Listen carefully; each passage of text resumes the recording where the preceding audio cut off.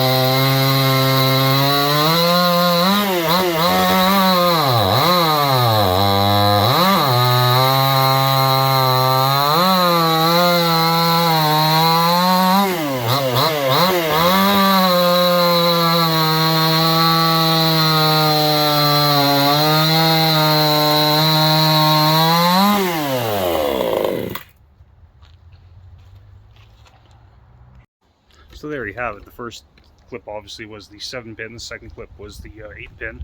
I felt like the 8-pin was cutting slower. After I'm rambling here, I'll have a comparison video, so I really don't know at this point, but yeah, I'll let you guys discover when I do. Anyways, take it easy. Hope everyone's having a great long weekend.